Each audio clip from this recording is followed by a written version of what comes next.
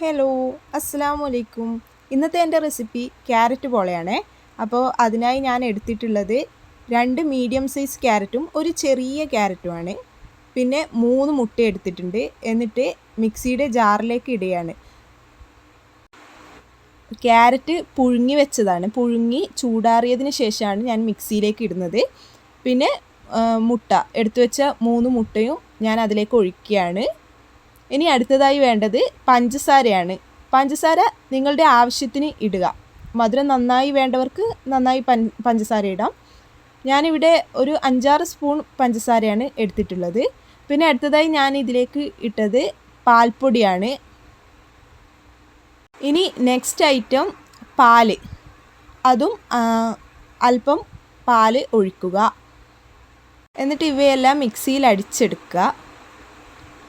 ശേഷം പോള തയ്യാറാക്കേണ്ട പാത്രം അടുപ്പത്ത് വെച്ച് ചൂടായതിനു ശേഷം എണ്ണ ഒഴിക്കുക. വെളിച്ചെണ്ണയോ ആർക്കേജിയോ നിങ്ങളുടെ ഇഷ്ടം പോലെ ഉപയോഗിക്കാം. ഇനി ചൂടായതിനു ശേഷം അതിലേക്ക് നമ്മൾ തയ്യാറാക്കി വെച്ച മിക്സ് ഒഴിക്കുക. ഇത് കുക്കായി കിട്ടാൻ ഒരു മിനിമം 15 to 20 മിനിറ്റെല്ലാം എടുക്കും. ഇനി പാത്രത്തിൻ്റെയും തീയുടെയൊക്കെ വ്യത്യാസം കാരണം ചിലപ്പം ടൈം അങ്ങോട്ടും ഇങ്ങോട്ടും മാറിയേക്കാം. ഇനി ഒരു മൂടി ഉപയോഗിച്ച് ഇത് അടച്ചു വെക്കുക. എന്നിട്ട് അല്പസമയത്തിന് ശേഷം നമുക്കൊന്ന് തുറന്നു നോക്കാം. കുറച്ചൊന്ന് വേവായതിന് ശേഷം നമുക്ക് ഇതിന് വേണ്ട ഡെക്കറേഷൻസ് ചെയ്യാം. ഞാനിപ്പോൾ എടുത്തിരിക്കുന്നത് കറുത്ത മുന്തിരിയാണ്. കറുത്ത മുന്തിരി ചെറുതായി അരിഞ്ഞെടുത്തിട്ടുണ്ട്. അതുപോലെ തന്നെ എൻ്റെ കയ്യിലുണ്ടായിരുന്ന ഈത്തപ്പഴമാണ് ഞാനിത് ഡെക്കറേറ്റ് ചെയ്യാൻ ഉപയോഗിച്ചത്. അപ്പോൾ നിങ്ങളുടെ കയ്യിൽ എന്താണോ ഉള്ളത് അതെടുക്കാം.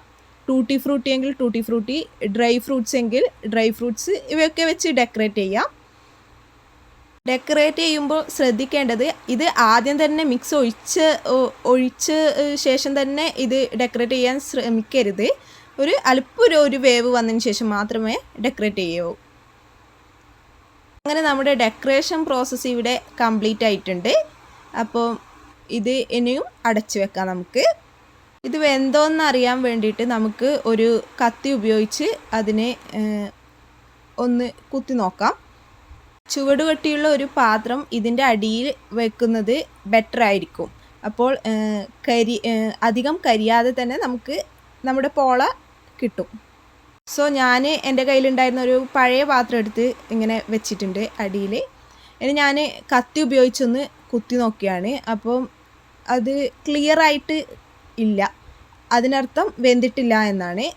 ഇനി കുറച്ച് അല്പസമയത്തിന് ശേഷം ഞാൻ വീണ്ടും ഒന്ന് കുത്തി നോക്കിയാണ്. അപ്പോൾ ക്ലിയർ ആയിട്ട് നമുക്ക് കാണാൻ പറ്റുന്നുണ്ട് കത്തി. അതിനർത്ഥം ആവശ്യത്തിന് വേവ് വന്നിട്ടുണ്ട് എന്നാണ്.